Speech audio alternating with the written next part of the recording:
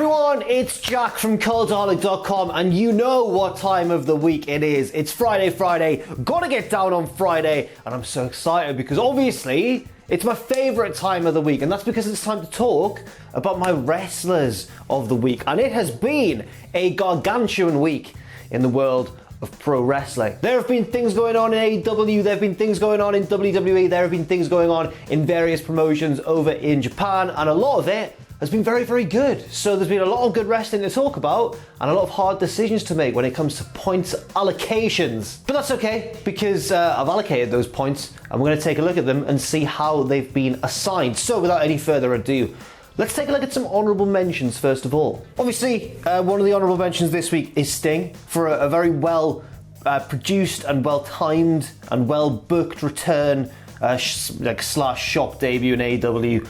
Obviously, he didn't wrestle, but you know, it was one of the most exciting moments of the year, so it feels wrong not to give him at least a mention, even though he didn't actually physically do anything or attack anybody. Elsewhere, ACH and Laredo Kid had a good match on MLW Fusion, as did Davey Boy Smith and Loki. I think they had a pretty good match as well, but again, neither were really good enough to break into the top 10 on what was a very competitive week. Over in Ring of Honor, Josh Woods got a big victory over Jay Lethal last weekend, and also over in Japan, Chris Brooks has been impressing a lot in the DDT, the ongoing DDT tournament, but then a lot of people have, so it's kind of hard to allocate points over there, but I have done to some.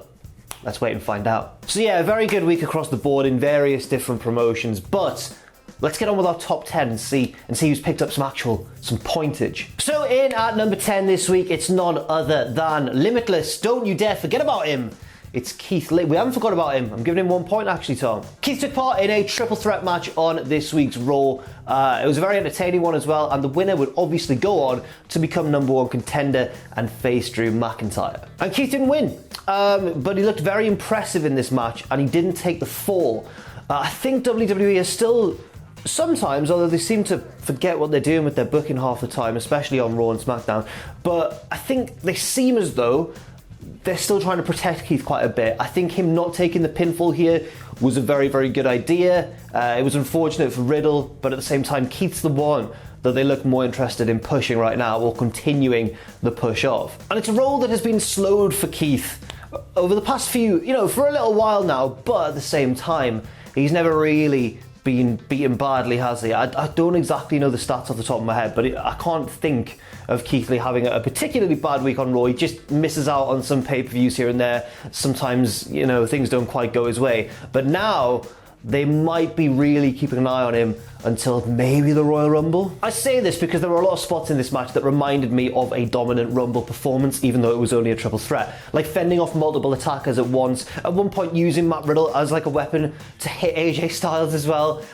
It was just a very, very good performance from Keith Lee. Very well produced, very well spaced out in the match as well. And one thing I love about Keith is that he doesn't wrestle too fast. He can do sometimes when the urgency really picks up, but a lot of the time he slows things down very expertly, and you really feel the impact of every single little thing that he does. And it's different in a way to like some kind of cruiserweight just sprinting around the ring doing flips everywhere, but it's all the more impactful because of it, really. So I'm giving Keith 1 point this week. Commiserations to Keith fans, Tom, because he didn't win the match and go on to face Drew, but I think that's the right call booking wise as well. I don't think it should have been Keith versus Drew, face versus face. You know that Keith would have lost at this stage. I don't think that was the right idea. So I understand totally why he didn't win this one. He didn't take the fall. He looked good.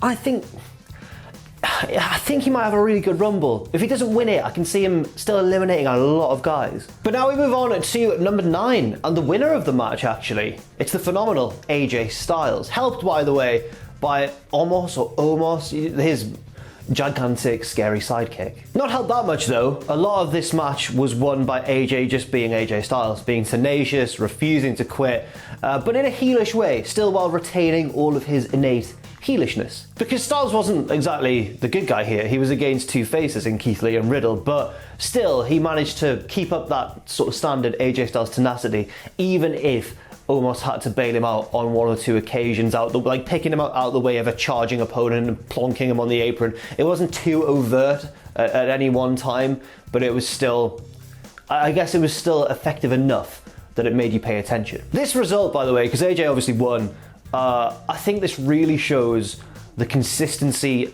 and the trust WWE have in AJ Styles. When you need a heel challenger to go against a champion, and I'd be very, very surprised if AJ won the belt at TLC, but when you just need somebody to fill a program for a few weeks and can do it like superbly well, you go to AJ Styles. He'll never let you down. That's what WWE seem to be doing here with AJ. They've kind of just put him in this role to fill a bit of time before the Rumble, it seems, and he's going to do it really well because it's AJ Styles. I'm sure that the match him and Drew have, it's probably going to be a very good one as well, and I'm actually quite excited to see it, even though AJ is quite clearly a bit of a filler challenger. Still, I also really enjoyed the bit at the end of Raw because AJ obviously jumped Drew, tried to convince The Miz to cash in the Money in the Bank briefcase on Drew, and then obviously had to be carried away, saved basically, by Omos. And then you had AJ screaming at Drew as he's being carried away over the shoulder of his bodyguard going, "Oh, he's just saved you, I was going to kick your ass." And I was like, okay, AJ, it's great to see that he can, despite how great he is, he's never lost the ability to be just like a petty, awful heel. I say never lost that ability. That's something he kind of picked up later on in his career, so fair enough. Number 8, we are heading over now to DDT, where their tournament continues to roll on. And I think lost a little bit of steam compared to how it was a week ago. But it still had some good matches and still had some good performances by certain wrestlers. So number 8 this week is Kazuchika Higuchi. Basically, the story of Higuchi this week is 3 tournament matches and 3 solid performances. One which I think was better than the other 2, but all 3 were good to some degree. 2 of the matches were against Makoto Oishi and Soma Takao. They were good matches. Higuchi did well in those, but the one that I think stood out the most, the best one, also the one with the weirdest and most controversial finish, was against a man he's clashed with before, had great matches with in the past, Tetsuya Endo. Endo is, of course, at the moment, DDT's ace. You could feasibly argue he's also the champion at the minute. And Kazuchika Higuchi is a man who I think could be the one to take the title from him, but we just don't know yet. Because the good thing that DDT do, and the good thing, and also it's tournament season, so often multiple different viable options arise, is that they build up a lot of people at the same time. So from what I can tell, even though I'm not an expert in DDT's ongoing storylines or anything, there are various different people who could realistically take that title from Tetsuya Endo. And I think that DDT are often a bit more bold with their booking decisions than maybe another Japanese promotion, just because, I mean, recently Masato Tanaka won the title and went on a good run with it as well. So we'll have to wait and see what happens, but out of the other options available, I mean, there's people like Jun Akiyama, who's obviously a bit of a legend in another promotion, and he's been on a bit of a roll in DDT as well. He could take Endo's belt, maybe. You've got various different people, but I think Higuchi might be the one that they are prepping, I guess, for this spot. I mean, personally, I wanted to be my little emo boy, Daisuke Sasaki, but unfortunately, he did not stand out enough this week to get on the top 10, so get it together, Daisuke. So yeah, that's what Higuchi did this week. I mean, he's imposing, obviously. He's in a promotion as fun as DDT often is. Higuchi is a reminder that often they deal with some pretty intimidating characters. Look at that iron jaw of his, right? So he's not messing about. So I think he brings something a little bit new to DDT. Sometimes when you get too bogged down in how crazy and fun it is, you think, oh, hang on, there's actually some ass kickers in this promotion. And for that reason, I reckon he could be the man to do it. But we'll have to wait and see. Number 7, we're going straight onto it because I was going to talk about the finish of one of those matches that Higuchi had, and now we're going to talk about his opponent anyway, so we might as well talk about it now. It's Tetsuya Endo. So I've already talked about Endo a little bit, how he's the champ, how he's the ace, right, sorry about the weird picture I've used for Endo this week, right? I try to find a new one to use on his Instagram. His Instagram, there's so many bare naked photos of his arse. Like, I don't know what to do. I'm trying to find appropriate photos to use, and I'm like, well, there's like 7 of him naked on a tanning bed with his arse out in a row. Could use one of them. I don't know if I want to give him any more points because he's made it so difficult this week. But, you know, I had to think about it, and I did have to give him some points because, to be honest, he did have some good matches, and he continues to rep DDT. He picked up some hefty points last week and has done throughout the course of the year. I'm going to check, where is he in the league table? Unprecedented. I'm checking the league table in the middle of Wrestlers of the Week. Tetsuya Endo, oh my word, you'll see where everyone else is by the end of this, but he's joint 5th. So yeah, Endo's had a remarkably consistent year and continued that, like Higuchi, with 3 good matches this week. Again, I think the one against Higuchi was the one that stood out the most. We'll talk a little bit about the weird finish of that match, but also he had 2 of the good tournament matches as well. One was against Yuki Ueno and one was against Shima Katsumata, but the one that I want to talk about is the one against Higuchi, which ended in a double KO. Now, I don't know if this finish helped either guy. It certainly didn't help them in the case of the format and the scoring of the tournament, because neither of them's got the win and picked up the points for that. So that's going to damage their chances of winning a little bit. In fact, it could come to like haunt them right at the end if somebody just pips them to that points tally. On the other hand, neither of them beat the other, or because it was a double knockout, did both of them beat the other? We don't see a lot of double KOs in wrestling, so I'm not sure what to make of it. So what I did was, after I'd seen it and couldn't make up my own mind, I took to the World Wide Web to find out other people's opinions to replace my own, and nothing helped. A lot of what I saw were people saying basically, great match until the finish, and I was like, oh, they've been a little bit harsh, and then I'd see other people going, didn't mind the finish so much, but the match didn't really click for me as much as other matches, and I was like, oh my god, somebody just help. So what I did was I watched the match again, thought, no, I did enjoy that, I did, I know I did, but the finish did maybe let me down slightly. I'm not a DDT expert. Yes, I'm a 2-time former champion in DDT, but that doesn't mean that I know the ins and outs and the ebb and flow of their promotion as well as some other people. So if there's any DDT fans out there, I would love to know what you thought about this match finish in the comments below. Next up, my boy El Desperado in at number 6, picking up more points both in Wrestlers of the Week and in the Best of the Super Juniors tournament. Remember a couple of weeks ago I said that I thought El Desperado might win this tournament. I didn't quite say it as confidently as I have done just now. I said it a bit more timidly because it was a bit of a brave shout, but now I'm going to say it confidently and shout it from the rooftops because it looks like he might actually pull it off. This week was a big one for Desperado in the tournament. 2 tournament matches, 2 tournament wins. One against Doki, his fellow Suzuki Gun member, and one against Taiji Ishimori, the current IWGP Junior Heavyweight Champion. That's a huge victory for Desperado. To be honest, it might dent his chances of winning the tournament slightly in a bizarre way, because if he's got a pinfall over the champion anyway, then he doesn't need to win the tournament to prove himself. He could feasibly claim a title shot off the back of this monstrous victory. The match against Doki wasn't as good as the match against Ishimori, but oftentimes in New Japan, when stablemates clash in tournaments, it doesn't quite always work that well. The exception seems to be Chaos, who go all out to try and put on 5-star matches with each other. A lot of the other stables don't so much do that. But that's fine, I understand.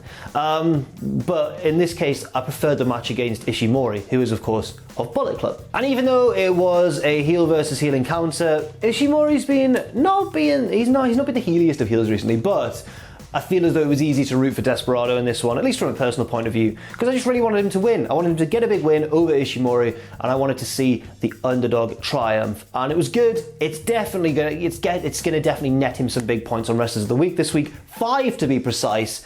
And not just that, but it wasn't even the biggest underdog win of the night. Am I going to talk about this next, or am I going to talk about this later in the video? Let's have a little check, because I've actually forgotten my running order. I'm going to talk about it next. Let's just get to it straight now. Well done, El Desperado, by the way. I'm all flustered. This is really exciting. Number 5, it's Sho from Roppongi 3K, 3K, 3K. Roppongi 3K, 3K, 3K. What did Sho do this week? Oh, not much, lads. Only a victory over Hiromu Takahashi in Best of the Super Juniors in probably the best match of the tournament so far, if not the second best match of the tournament so far, because another really good match happened in this same week, which we're going to talk about in just a second. That old chestnut. That's right, Sho won a big match against a big boy. Not physically a big boy, but a big boy in terms of stature in the junior heavyweight division, and indeed in New Japan as a whole. Hiromu Takahashi is one of the most popular wrestlers in New Japan altogether, and he got decked by Sho. Roppongi 3K, 3K, 3K. Now I wonder how much longer Sho is going to stay in Chaos for, or Yo, I can see Yo maybe turning heel on Sho, and Sho's the one who's clearly being groomed for success here by New Japan. Oh, I feel so bad now, I've just checked, and Yo tore his ACL, which is why they're not tagging currently. Man, that sucks. I hope Yo's okay, and I hope he's doing well. I can't believe I forgot about that. What a miserable year it's been But Sho has had a good week anyway, which we should probably, focus on with this being Wrestlers of the Week. Yeah, beating Hiromu Takahashi and generally having a very good time. He also beat Master Wato earlier on in the week, which, I mean, if anybody gets what Wato's about, please do let me know in the comments, because he's blue, he's got blue hair. I get that, I understand that, Are we going to want him to win things? But Sho had a really good week, 2 victories. One was a great match, one was a victory over Master Wato. And I don't know if he could do it. Can he mathematically still do it? If he went on to win this tournament, I think that would be a pretty late surge from Sho. But I wouldn't be against it because it would be a fresh face winning the tournament. But somebody who was impressed in Best of the Super Juniors tournaments previously with those feuds against Shingo Takagi that had like match of the year candidate quality matches. So fair play, Sho, quality week from you, but I did mention in my opening ramblings about Sho that there was one match this week in Best of the Super Juniors that was probably better than his. And the loser of that match is next, but it was so good that I had to give the loser a hefty chunk of points anyway. So let's talk about Robbie Eagles. Robbie Eagles is in a bit of a unique position in New Japan, right? Because everybody knows how good he is. Everybody knows this. He was an absolute standout of the Australian wrestling scene for a long time. He's been killing it when given the chance to in New Japan. And I don't know really what it is, but he's never really been given that push over the top. I guess I'm being impatient because I mean, we all know how good he is, but New Japan like to take things a bit more slowly. But then of course, lockdown and everything slowed the wrestling world to almost a halt, and that made things seem to slow down even further. So I guess it can feel like Eagles hasn't made any progress recently. That's probably harsh, and it's probably not the case. It's just how it feels from the outside looking in. But then suddenly out of nowhere, Eagles is back in the limelight with an amazing performance against Hiromu Takahashi, again in the Best of the Super Juniors tournament. I think probably the best match of the tournament so far, and just from a sheer work rate point of view, the best worked match, the best wrestling match of this week, hands down. But then a certain other match happened, which we're going to talk about. But anyway, Eagles had a really good one. He didn't win. I'd have liked to have seen him maybe pick up the victory, but in a week when Sho also beat Takahashi in a big upset, I can see why they avoided having Takahashi lose, twice in a row to people below him on the totem pole. I totally understand that. Often you do have to, have your best guys win to keep them as your best guys. But, it would have been nice to see Eagles pick up that victory considering how impressive he was here. I'm hopeful for him going forwards. I think probably we're going to see something for him in the future. Hopefully his ability is rewarded by New Japan. Hopefully they recognise what they've got on their hands. And I think we could see something very special from him. Now on to number 3, an even bigger loser than Robbie Eagles. It's Jon Moxley, the former AEW World Champion. Jonathan Wanathan, no longer the top dog in AEW, no longer undefeated in singles competition. John, you've had a shocker. John was, I'm still giving him loads of points because the match was awesome, but John was beaten in this match, man, and not fairly either, crucially. Because despite John wanting Omega and himself to have a fair contest, Omega decided to cheat. We'll get onto that in a short while. But it was John who tried to honour the agreement, and it made him a bit of a heroic loser, and I feel so bad for him. But I totally agree with the decision. I'm not saying that I wanted Moxley's title reign to end. He's been a phenomenal champion for AEW. He's been fantastic, but I just think it was time for the reign to come to an end. I think everybody's reigns in AEW have come to an end when they should have in terms of the main title, because I think Jericho lost to Moxley when it was appropriate to do so. He'd taken the belt far enough. Likewise, Moxley, in a big babyface reign opposite to Jericho's, has taken the belt far enough. Now we'll see what Omega can do. And one thing I found was that Moxley played a tremendous sympathetic character for someone who's so tough and so resilient. When he got popped with that microphone and he was bleeding everywhere, and then he got dropped by the one-winged angel and he was out after giving his all and really wanting to have a knockdown, just a proper manly fight with Omega and getting screwed. I think he was awesome in this role. I felt genuinely sorry for him, and then I had to catch myself and be like, no, this is a good thing in the overall booking and everything. I had to get my weird analyst head on, but at first I was like, no, you've screwed Moxley like that. And then obviously at the end, when the shot of him just lying in the ring, dazed and confused and the blood everywhere, and I was like, yes, this is what it's all about. Fantastic from Moxley. A few drawbacks. I wanted to give him one extra point this week. I wanted to make him number 2. I couldn't quite bring myself to do that just because the match wasn't quite on the same level For me, as a lot of people thought it was, I thought it was just short of like match of the year candidate quality, but it was still very entertaining. There was just a little bit too much brawling on the outside for me, a little bit too much of that sort of stuff with the referee not counting, just little things like that, nothing major. And for that, it was often Moxley on the offense, and I kind of thought it was more hallmark of a Moxley match than an Omega match. But there were still points in this match where Moxley really impressed. I loved the two chairs when he set them down and they sat on each chair and they just traded right hands. Loved that, totally in fitting with his character. I love the flash paradigm shift out of nowhere. It always gets me, it's always really good. There was a lot to love about Moxley's performance here, but he lost and he's no longer the champion. Number 2 this week, we've kind of talked about him enough already in terms of talking about other people he's had great matches with this week, but it's the top dog. Not literally because he's not the champion, but the ace of the New Japan Junior Heavyweight division, Hiromu Takahashi. Takahashi's really had a late surge this year. I think he might have shot up the table more quickly than anybody else right around him right now. He's just been picking up great match after great match in this Best of the Super Juniors tournament. Since New Japan reopened its doors, he has been kind of their MVP since the return. And that is despite not being able to compete in the G1 Climax as well. So he's been doing really well despite not being able to compete in that like mega tournament, which often has so many great matches. He's been in the often slightly less acclaimed Best of the Super Juniors tournament, and has once again, as he does in certain years, he's just made it his own and has just decided, I'm going to take over this tournament, I'm going to prove I'm the best, and it's going to be a wild ride. And it often is watching Takahashi matches. That match against Robbie Eagles especially, man. Like, they were dishing out some damage to each other. Takahashi doesn't just dish out a lot of damage, though he takes a lot of damage, which is why his matches are often so cringeworthy to watch, especially given his injury history. But when he gets going at full speed, he's quite a scary dude. The other match obviously was against Sho, which he lost. The Eagles match was slightly better in terms of just the match, I suppose. But in terms of the result, I prefer the Sho match for that. The constant, obviously, is that both matches highly featured Hiromu Takahashi. So 9 points for him. Big week. Not much else to say, really. And so we get on to number 1 in my wrestler of the week, and you'll know it already, because, I mean, who else was it going to be? What a seismic shift in the wrestling landscape we've just seen this week. And it's all thanks to this man, Kenny Omega. Well, Kenny Omega and Don Callis as well, because Callis was excellent in his role. If, for whatever reason, you don't know what happened on Dynamite this week, let's break it down very quickly. Don Callis was on commentary for the match. Later on in the match, Omega feigned an injury. Refs came down to check on him. Don Callis came to check on him. He got on the mic and told Moxley to back off, going, he's injured, stop it. Moxley shoved him down. The mic fell to Omega. Omega used the mic, jammed it into Moxley's head. Moxley's bleeding everywhere. Loads of V-triggers, one-winged angel. Omega picks up the win. When I say feigned an injury, he got paradigm shifted into a ringside heater. So, I mean, it might not have been totally faking the injury, but, you know, Callis certainly got involved when he didn't need to. And then just as exciting as the match itself, which was a very, very good match, and a great performance once again by the resurgent Kenny Omega, but just as exciting as that was the aftermath. No big celebration. It's Omega and Callis getting the belt and legging it and getting out of there. And it's all been a setup. They were always going to cheat to beat Moxley, excuse me.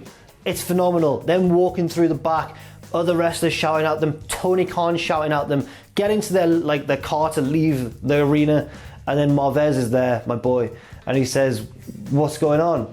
And Don Callis says, you'll find out on Impact. So Omega's going to turn up on Impact with the AEW World Championship, presumably, and we're going to see what this means in the future. This could change everything. This could change everything in North American wrestling for a time at least. We might be getting some big dream matches between tag teams like the Machine Guns, the Bucks, the North, Bullet Club as in Gallows and Anderson. You know, I mean, FTR, all in the mix. The tag division is one of the ones I'm most excited for. The women's division as well, that could have a few dream matches. But generally, there's just a lot of stuff that could happen here. I don't know what it is, but it's going to be worth watching, I think. And at the heart of it all, of course, is this week's Wrestler of the Week, Kenny Omega. It was his title change that triggered this, and it's got everybody talking. And on a show when Sting came back, something else also getting everybody talking is quite a big achievement. And there's not much more else to say about that. So congratulations, Kenny Omega. And with this win as well, by the way, he's won Wrestler of the Week more times than anybody else. I think this is his 8th Wrestler of the Week position, so fair play, Kenny Omega. And once again, you are my Wrestler of the Week. Now, let's take a look at the league table. Very, very interesting developments here. So with only a few weeks left to go, Moxley and Omega are joint first. Cody is third. He was first, he's been leapfrogged, and I have no idea what's going to happen. As we move further down, Hiromu Takahashi is in 7th place, just behind Tetsuya Endo. They have really improved their positions recently. Keith Lee also, who we just passed. As we move a little bit further down, we'll see the likes of Sammy Guevara, who could be in a very interesting position next week. Could the Inner Circle be about to kick him out, and could he embark on a babyface run? We'll have to wait and see. Darby Allin and Tetsuya Naito round out the top 20. And man, what an exciting conclusion we are in for. And so that's it. Thank you very much for watching this week's edition of Wrestlers of the Week. I've been Jack from Cultaholic.com. Leave your thoughts, opinions, and match recommendations in the comment section down below. Stay safe out there as well, of course. Stay positive, and I'll see you very soon.